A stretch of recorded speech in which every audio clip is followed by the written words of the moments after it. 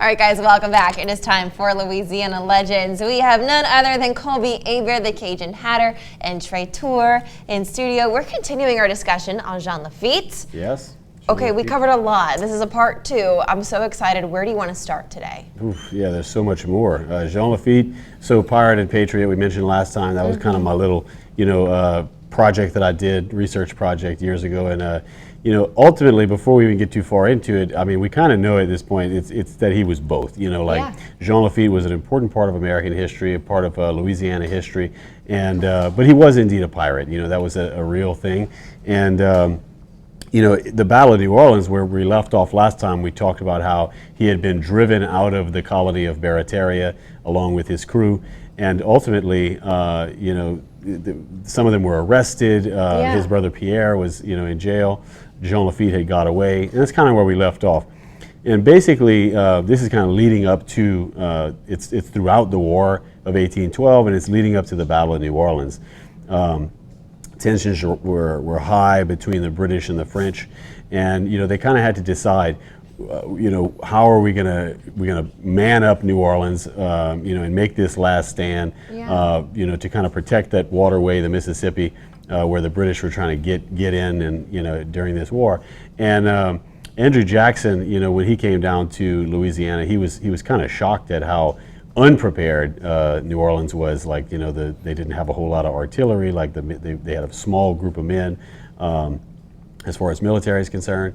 But while all this is going on, you have Jean Lafitte, and he's very intelligent, very charming, has a lot of charisma. He knows about everything. And basically he gets to this point where he says, okay, he writes a letter to Governor Claiborne. He's like, y'all kicked us out of here. The British actually approached us. They want us to help them out. But, we're Americans. We want to help y'all out, And at first they kind of turned him down. They're like, oh, Andrew Jackson's like, y'all, this is a bunch of pirates. Y'all want to, what does it say about you guys in Louisiana? But, ultimately, a couple days later, his brother Pierre, like, mysteriously, escapes from prison. So, basically, right. And then, they accept his offer, which was ultimately what we can say, had a huge contribution or impact as far as the success of the Battle of New Orleans. And why? Well, on one hand, the sheer amount of artillery and guns that he was able to provide was something that they otherwise had no access to. And he had a crew of, at least 100 men. It was over 100 men, most of which came in and helped and assisted in the battle. Two of his lieutenants, as a matter of fact, Dominique Yu, which is one of his brothers in the Renato Beluche, they were so, they were so militarily talented that their leadership throughout the war, throughout the battle, was extremely successful. It was very noted by Andrew Jackson and the American soldiers and generals, colonels, at the time, whatever. And of course, Jean Lafitte, even himself and his brother Pierre, they fought bravely. And ultimately, this led to the success. They absolutely obliterated the British. They held them back, and they found success in the Battle of New Orleans. So this is part of why we look at him and we say, his patriotism. Patriotism is an important part of Jean Lafitte's story. Personally, I think it should be Lafitte Square rather than Jackson Square. I think there should have a statue of Jean Lafitte there. Because obviously it's, again, we point to this. Why was it even important? The funny thing is the war was already over, but they hadn't found out yet in the South. Yeah. But it was still important that the Battle of New Orleans was won, because on one hand it assured that with such a great victory, the British would never make any attempts again at trying to take back the American colonies. Yeah. It's kind of cool to see that a pirate essentially did help with something so significant. Right. And like we kind of discussed last time briefly, he was a gentleman as far as, returning some of the ships and how he treated some of the people, some of the crews of some of the ships that they sacked. So yeah, he was not just, as a matter of fact, he became a pirate because of the opportunities, financially, but he wasn't just this terrible, cutthroat person, know. And we're out of time for this segment, but we have one more coming up in just 2 minutes, so stay with us. Welcome back. We are hanging out with Colby. We are continuing the legend of Jean Lafitte. So we just finished the Battle of New Orleans. Okay, what happens after that?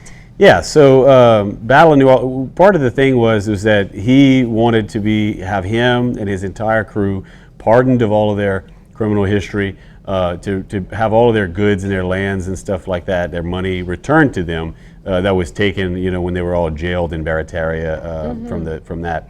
And so they did get the pardoning. They never received back their money, their land, the things of their possessions and all that, but they did get pardoned by Andrew Jackson for their bravery, for their historic act, for their patriotic act.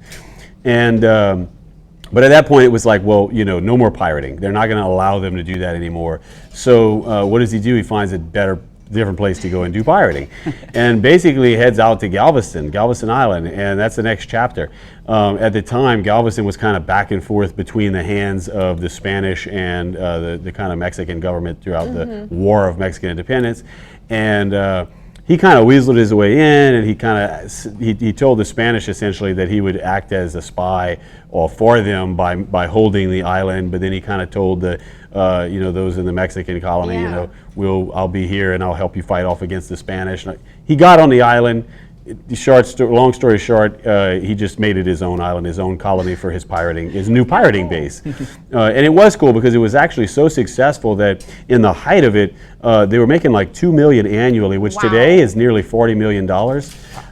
And on top of that, they had up to a little over 2,000 people in their own pirate colony at one point, at the height of it, living on the island. So it was like a genuine, Tortuga or Port Royal. It was that time period's version of this big Gulf pirate colony. And the Lafitte brothers were so successful, as a matter of fact, that they lived ostentatiously at this point. I mean, they had all the finest silverware and that kind of thing, servants, the houses that they had. Jean Lafitte, there was a matter of fact, there was a house called Maison Rouge, which was the base of operations. Okay. And it was a big 2-story structure surrounded by a moat that was painted red. And that's kind of, again, where they had their operations. But he himself did most of his work from his ship that he stayed on, which was the Pride. But he had like at least 3 ships in his fleet at all times. So from there, essentially he's just doing all this pirating under like some fake country's name as a privateer, so that he can go and just attack every ship anywhere near there and be a pirate. America kind of had this thing, the colonies, where they're like, don't touch any more American ships, and he's kind of just outside enough from New Orleans over there in Galveston that he's kind of just avoiding that area, and he's kind of going up and down the Mexican coast, and But ultimately, what happens is he ends up taking an American ship, so they get upset. They come down and send another American military vessel to get him out of there. But when they get there, he basically surrenders peacefully. They board a ship. They leave the island. They burn everything down. They burn down La Maison Rouge and all of that. And then he kind of, again, he's got to figure out somewhere else to go. So he goes to a place called Great Columbia, which is a portion of Colombia today, and it was a smaller kind of colony country. And he starts working for them as a privateer under letters of marque on a ship called the General Santander, which was named after one of the generals of Great Columbia. And it was in that phase, that last phase, where as he's kind of going around doing his different things, pirating, apparently there was a big Spanish vessel that was supposed to have all this gold, and it was off the coast of the Honduras, and he comes in to try to intercept it one early morning, and it was all foggy, and it ended up being that instead of approaching the Spanish war galleon filled or a ship filled with gold, there were 2 war galleons waiting for him that had heard he was coming. They ensued into battle, and supposedly he was mortally wounded and buried at sea, which would have been the tradition at time. Supposedly. Somewhere off the coast, down there in Central America. So that's kind of where the story had ended for a really long time. But again, of course, there are other rumors that and stories and legends that lead him to living much longer, and that's what we'll talk about next time. We got 3 parts. This is fascinating. I feel like a little kid back at school, like learning everything for the first time. This is great, Colby. As always, thank you so much for joining us and sharing your knowledge. Where can people find you? Downtown Lafayette, the Cajun Hatter. We can always recap these on YouTube if anybody wants to find some other legends to listen to. Or if you just want to pick his brain, go hang out with him for an afternoon. All right, guys, don't go anywhere. We'll be right back after this.